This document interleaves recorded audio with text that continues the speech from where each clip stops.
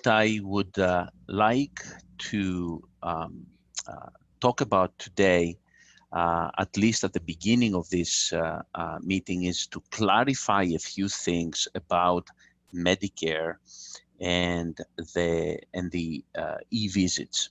I've been getting so many emails from people asking specific questions about Medicare and the e-visits. So I just want to give some clarification so that we're all on the same page based on the understanding we have right now from Medicare and telehealth, okay? So physical therapists are not telehealth providers, approved telehealth providers for Medicare, okay? So the fact that physical therapists are not in the provider list for Medicare for telehealth provides at the same time a problem, but also an opportunity, okay? So what is the problem? The problem is that you cannot bill the regular codes. The only code that you can bill and receive payment from Medicare is the three different e-visit codes. The way that the three e-visit codes work is that in a period of 7 days, you count the number of minutes that you spend over the computer with a patient, advising them about their condition. And at the end of the 7th day, you are entering the proper code based on the number of minutes. For example, if over a period of 7 days, you end up spending more than 21 minutes with a patient, then you can qualify to bill for the higher code, which is the G2063, that reimburses depending on your Medicare intermediary and region, anywhere between $33 to $35. All right. So now there is a caveat to that, right? So the caveat to that is that the way these visits are supposed to take place, they must not be initiated by you. They must be initiated by the patient. In other words, the patient has to come and tell you that, you know, the patient must say that I have a question, I need to meet with you, and then you can have the meeting with them. It has to start from the patient's initiative. In other words, legally, you cannot have a situation where your secretary calls up the patient, the secretary sets up an appointment for you to initiate a call to them. That is not what the e-visit is. The patient has to initiate that call, take the initiative. Maybe you can provide the technology afterwards, but it is upon the patient's request, okay? So that is, of course, you can call the patient, you can say, hello, how are you, how's everything? And you can say, I am available if you like to meet with me. The patient can say, yes, I like to meet with you and ask you questions. And that then can be the patient's initiative for the meeting, all right? Now I told you there is a problem and an opportunity. I said the problem is that it really doesn't pay for real telehealth, but for these e-visits. And then the question that I have been asked from people is that, okay, after 7 days, can someone do another round of 7 days cumulative meetings to do every 7 days that G code, let's say the maximum G code? That would mean then that over a month, if you did that, it would mean that over a period of a month, you can bill once a week, kind of, that G2063 code, let's say, right? But there is no clarification from CMS, from Medicare right now that you are allowed to do that. There is no clarification if you can do 4 of these codes every month, once every 7 days. Okay, there is no such clarification. So if you do something like that, you can do it at your own risk. All right, that is the first thing that I wanted to talk about. Now, in my personal opinion, right now, unless something changes, right now, your viewpoint about Medicare patients should be to see them as cash paid patients. And I got this clarification from CMS that because e-visits do not count as a regular telehealth visit, you do not need an ABN signed by the patient.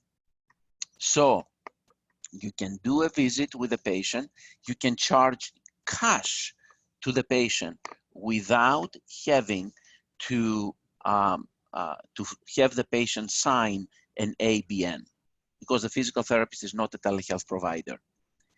So for Medicare, so you can create then an opportunity to convert your Medicare patients as cash pay patients. Okay, so let's then talk a little bit about that. Let's figure out then if we convert those Medicare patients to cash paying patients, and also any other patients who are not let's say Medicare, but they have an insurance that will figure out that it doesn't pay for telehealth. How do we go about charging them? How much are we going to charge? I mean, an easy answer to this would be to consider, okay, I am going to charge the same exact amount of money that I'm charging for a regular physical therapy visit. However, in most cases, I would say that when you have an actual physical therapy visit in your office, number one, there is a greater cost associated with that visit because the patient occupies your premises, and you have other costs that you may have PT aides, you may have assistants, you may have other people that are involved in this process, while on the telehealth visit, essentially you have the provider and the patient and maybe somebody who has confirmed the appointment, unless you use an automated system to confirm that appointment, emails, texts, whatever. So your cost is less.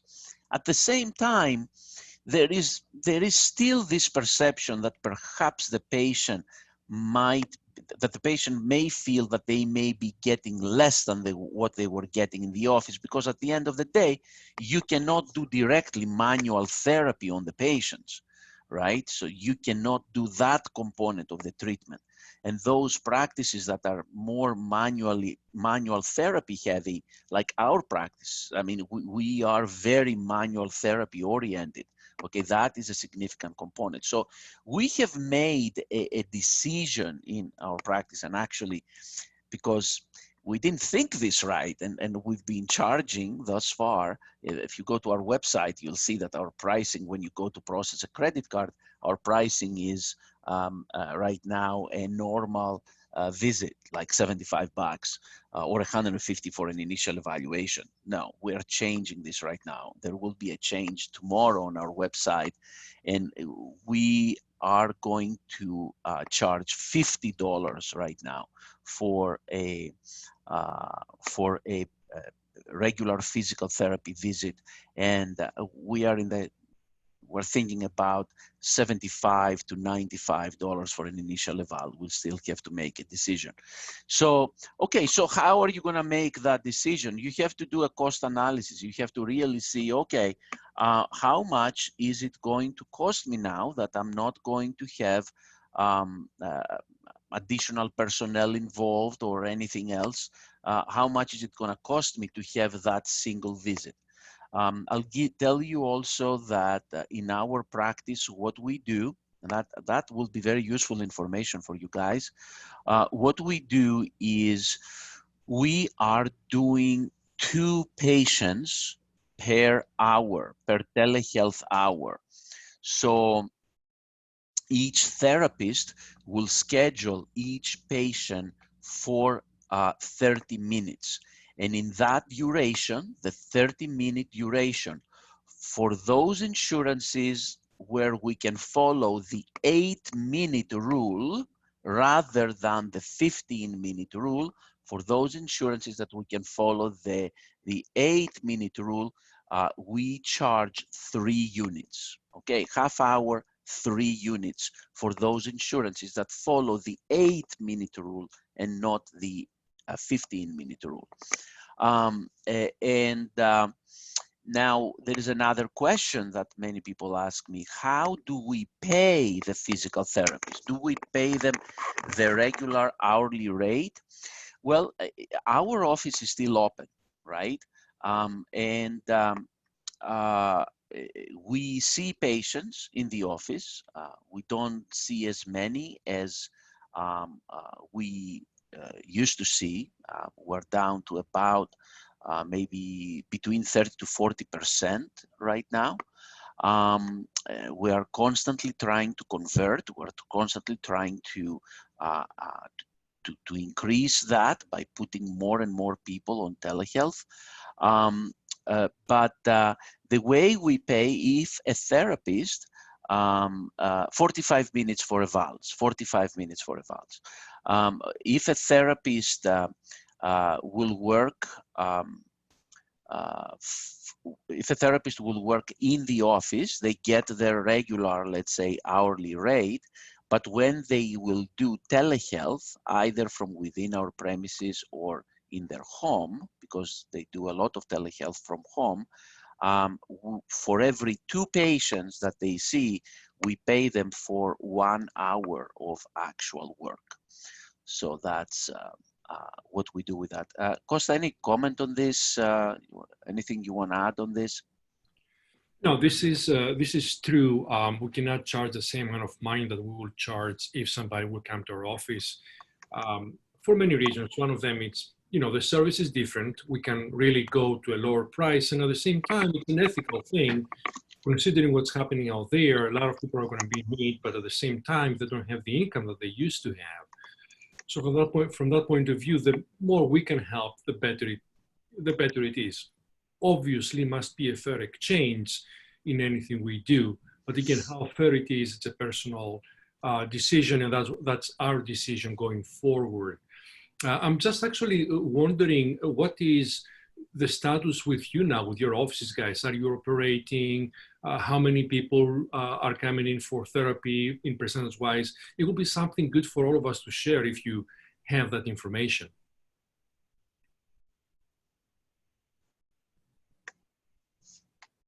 Yeah, anyone, you can just unmute your microphone and you can share in regards to that. I just had a question yes? about, I was on another webinar and they're actually Canadian based, but they're getting full reimbursement from the insurance companies for their telehealth visits. There was an insurer on the webinar as well too. So they're charging the regular fee that they would, kind of equivalent for us, like what a 97110, like 2 units of that, or a 97110 and a 97112. So if, my concern is that if we discount these prices as we go forward, then the insurance companies are only going to pay us the amount. And most of our visits are mostly educating patients, instructing them in home exercises, doing therapeutic exercise. So although we want to be helpful to the community at large, are we doing ourselves a long-term disservice if we're discounting our prices? Yeah, I hear your comment and your concern, and now here is how reimbursement will work, let's say through an insurance, right? The first thing is whether an insurance company will pay or not pay for telehealth? Not e-visits, not the other stuff, not management codes, patient management codes, but for telehealth. That's the first question. Does it pay for telehealth? Yes or no? The second question is the state that you are in, because it's a state issue. Does the state mandate parity or not? What does that mean? Parity means that the insurance company is obligated to pay the same amount that they pay whether you do it in office or you do it telehealth. So if they have parity, then you're going to get paid exactly the same amount. Now, you're saying, should we charge less and a cash pay patient? It's the same dilemma really that exists even without telehealth. If let's say you build an insurance company and an insurance company paid you, let's say for 3 codes, I don't know, $100, okay? If a patient came in without insurance, would you charge them exactly the same amount of money? So that is really Gail and the rest of the group, the real question there. And yeah, I guess we can debate this, and each of us will have a different opinion. And I think you have a very valid point in what you're saying. Cindy says, our office is open and we're not yet fully on telehealth yet. Hopefully Monday. We're seeing 1/3 of the visits we saw 2 weeks ago. Yep, that's the story pretty much across the board. That's what I hear. Lindy Oberon says, open 2 half days next week for 2 out of 6 providers. Okay, you're about there. Dana says, Anthem, Blue Cross Blue Shield has a lot of codes. They will not pay for telehealth, including 97110. Dana, have you talked to them about what codes they would pay? Are there any codes they said that they would pay? Jason, yeah, go ahead, Dana. Let me see. They just said what they won't pay. Like they will pay for evals and re-evals, and then they listed a long list what they won't pay. Will they pay 97112? No. Will they pay 97530? 975. No. Really? Yeah, really. 97116? 97116? No, they will not pay 97110 through 97150. Okay. And then more. There you go. I can't think of any code that you can build for telehealth for that. I know. I'm like, what's left to So you gotta go cash for those. Jason Mayer, our friend from HATS, he says, we received a letter from workers' comp carrier MedRisk today that they are covering for tele-PT if we have it and hope to be up and running next week. That is awesome, Jason. That's gonna be an awesome thing for you guys. That's fantastic. We have prepared actually, guys, a survey. It's about 15 questions. We still need to change one question. We made a mistake, so I cannot post it here yet, but we will be emailing to you. You're gonna get an email from us with that survey. Please fill it out, and we are going to post the results of the survey when it's done. It's a COVID-19 survey and looks at the practice patterns, what you guys are doing right now, and then solutions that you are suggesting, because each practice has different solutions. So we want to, there are things that we have thought of and we're implementing, that there might be some things that we can get ideas from you guys so we can put them out there to the greater audience. So we're going to post the results at the COVID-19ptforum.com.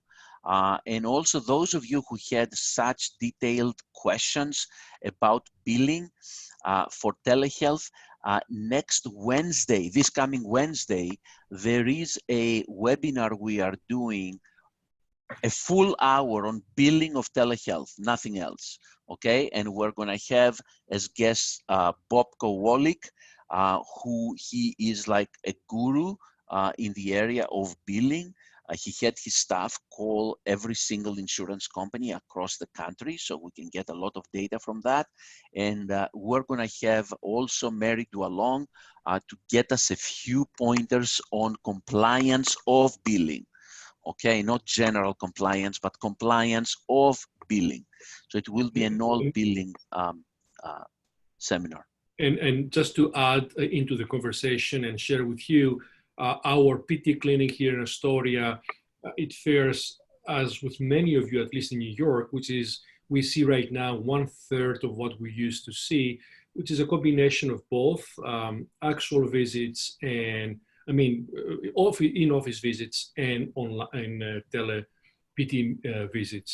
So we're there, you know, it just, you know, there is a question mark about the future in terms of new patients. I don't know how busy you are for next week.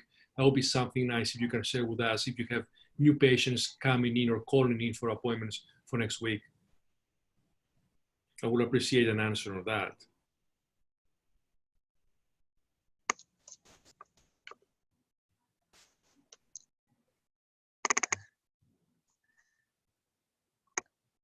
Okay, anybody?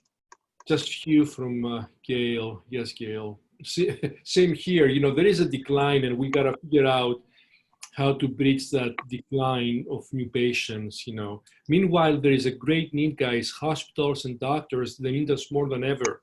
This is what we get from our referral sources. They need the PT practices to be up and running, but we need to communicate that with them that we're open and ready to service their clients. Yeah. Yeah, I mean, we have seen some unexpected, we've received unexpected phone calls from physicians who were not sending us particularly patients, and they are checking, are you guys still open? And yeah, send your patients over. I'm gonna do a quick survey right now across the board. Can you type in the chat section of this so we can all see it? Starting Monday for next week, okay? What percentage of new patients do you have scheduled already compared to your regular schedule? If you have none scheduled, write none. If you usually have 10 new patients per week and you have scheduled already for next week 2, you're gonna write 20%. So we just want to get a little bit of a survey to see not only the existing patients, but what is the flow of new patients. Because you see, the thing is, you have now existing patients scheduled in the office or through telehealth. How long these visits are going to last? They'll last a few weeks. Then you are looking at, you know, you're looking at needing new blood to get oh boy. Okay. Yeah. Not very good answers. Very interesting. Heather, what I'm looking for is, if usually you get 10 new patients per week, how many have you scheduled for this coming week? New patients. 10% of the expected amount you have scheduled, 20%, 50%, 100%. Okay, so I think Mark Garcia is going to be the winner on this. Go, Mark. And JD Bordeaux. Yeah, that's awesome. That's Mark and JD, where are you? What state are you at? Mark? California, I see. Okay, it hasn't got gotten there that much yet. What about you, JD? Okay, Louisiana, I got you. Yeah. Okay, Louisiana is getting hit hard these days. Yeah. I want to see real quick on Facebook Live if we have any questions from people from Facebook Live, because I got complaints that the last a few days, we have not been answering their questions. So, okay, right now I don't see any questions on Facebook Live. So, can I ask a question? We need to know today so we can make this. Oh, yeah, okay, sorry, Cindy. Okay, good. Go ahead. Can you hear me? Yes. Okay. We have been calling all of our insurances and doing it regularly and updating again and again. What we're hearing primarily from, for example, Blue Cross and Aetna, they're giving us 3 codes. Blue Cross gave us 99421, 99422, 99423. Aetna gave us a similar numbers, but they weren't the same exactly. And these are all just like the Medicare where you can only bill one It's code. the management code. It's the management code. Okay. It said these are codes for, quote, services provided by clinicians who may not bill EM services. Yep. My question is, and we're trying to get up and running on telemedicine, starting our template or our platform on Sunday. Does this mean that these are e-visits and that they don't cover telemedicine? Because we can only do self-pay for uncovered, non-covered services without damaging our contract. That is correct. They are not telehealth visits. They are not telemedicine telehealth visits. They are, as a matter of fact, the specific codes that you mentioned, as far as I understand, they do not even require a video connection. It can be only a phone connection. Okay. So yeah. Okay. So and you can only bill one. That's it. You'll figure out which one you're going to bill based on the time you spend, and you'll bill that one. Right. But what we can choose to do, because we would say then telemedicine for physical therapy is a non-covered service. So then we have the right, just as if they didn't cover electric stim and we wanted to bill electric stim, we could then bill the patient that without damaging our contract. Correct. Okay. Look. If you're welcome. From what I would do is that if I had a management visit like this or an e-visit, first, I would use that visit to find out how is the patient doing, what's going on and everything, what help they need, kind of reestablish the connection with the patient, which may have been lost for the past a few days. And then really, I would talk to the patient for their need to go and pay cash and do regular telehealth visits. And let me qualify that so that I'm not accused by anyone. The time that I will be talking to them and marketing to them the regular visits will not be billable time, okay? I would spend my time, my 21 minutes with a patient, talking to them about their health and their care and giving them advice and this and that. And after the 21 minutes pass and I can bill my code, then I'm gonna talk to the patients about utilizing telehealth and selling to them telehealth. That's what I would do. All right. So this is any other questions that anyone may have right now? Okay, so let me tell you what we are going to be talking about tomorrow and Sunday. Okay, I don't know who might join over the weekend. However, our intention is to, since we're going to have the vote in the Congress and possibly signature from the president on the relief package number 3, we are going to be talking about opportunities with applications for either grants or for loans from for relief package number 3. All right. What have people found most successful for finding out what particular insurance companies will reimburse for telehealth? I mean, everybody can type their answer here, but I'm going to give you a couple of pointers. When you call an insurance company and you speak to a representative, I can tell you, if you get an answer, hang up the phone, ask again, hang up the phone, do it 5 times, you'll get different answers, or you'll get a great variability depending on who picked up the phone from the side of the insurance company. So my suggestion is, first of all, try to speak to a supervisor to confirm the answer you're going to get from a representative. And then if you get from a representative the answer, let's say you said telehealth, and you got the answer, no, we don't cover it. Don't just stay with the telehealth question. Use all different tele-related phrases. Telemedicine, tele-PT, telehealth, telerehab. Okay, use all of these terms, because these people, when you tell them something, if they don't have the answer in their fingertips, they are not Googling, but they have their own system and they search these terms in their system, and depending on what term they are using in their system, that's the term they will find to give you an answer. Although it may be difficult, if an insurance carrier tells you, yes, we do cover that, ask them to give you the reference in their policy, or ask them to email to you or fax to you the relevant policy that discusses that this insurance will reimburse. So at least you have it also in writing.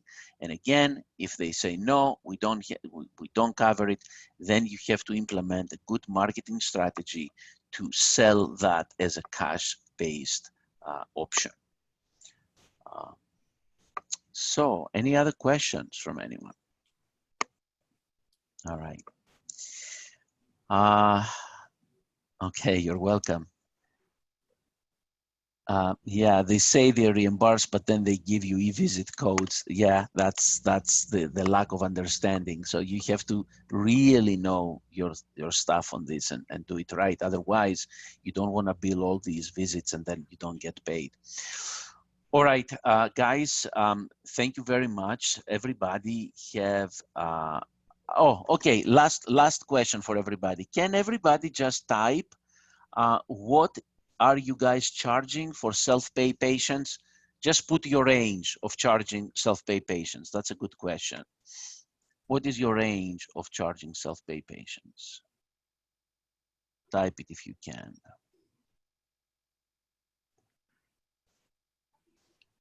$90 for 30 minutes. Let's see, what do other people do?